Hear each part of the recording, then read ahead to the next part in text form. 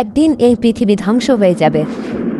মানুষ সহ পৃথিবীর সকল জীবজন্তু, দৈত্য দানব মারা যাবে। জমিন ও আসমান কম্পিত হতে থাকবে। জমিন ফেটে যাবে, বাড়িগাড়ি পাহাড় পর্বত ধুনিত তুলার মতো উঠতে থাকবে। অতঃপর শুরু হবে এক নতুন জীবন, সেই জীবনের নাম আখিরাত। সবাইকে এই দুনিয়ার সকল কাজকর্মের হিসাব দিতে হবে।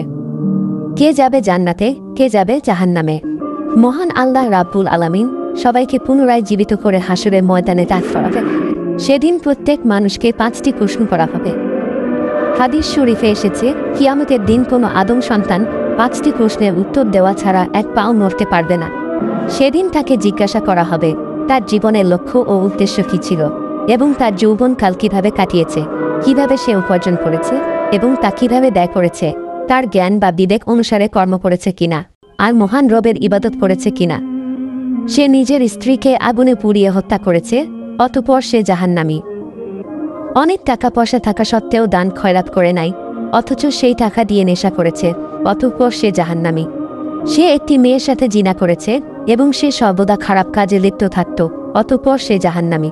নিজের স্বামী থাকা সত্ত্বেও অন্য পুরুষের সাথে জেনায় লিপ্ত হয়েছে, অতঃপর সে জাহান্নামী।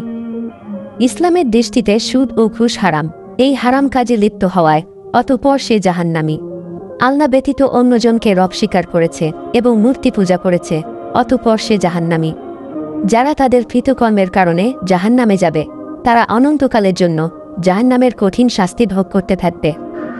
এই ব্যক্তি গরিব মানুষের পাশে দাঁড়িয়েছে, দান খয়রাত করেছে, অতঃপর সে জান্নাতি। সে হালাল পথে টাকা রোজগার করেছে এবং নামাজ কালাম আদায় করেছে, অতঃপর সে জান্নাতি। অসহায় মানুষদের সেবা যত্ন করেছে এবং মানুষের উপকার করেছে, অতঃপর সে জান্নাতি। কুরআন ও হাদিসের কথা শুনে তওবা পাঠ করেছে এবং মহান রবের উপাসনা করেছে, অতঃপর সে জান্নাতি। কুরআনের জ্ঞান শিক্ষা দিতে গিয়ে কাফেরদের হাতে পাথরের আঘাতে শহীদ হয়েছে, অতঃপর সে জান্নাতি। যারা তাদের ঈমান ও আমলের কারণে জান্নাতে যাবে, তারা অনন্তকালের জন্য জান্নাতের নাজ নিয়ামত উপভোগ করতে থাকবে, যা কখনো শেষ হবার নয়।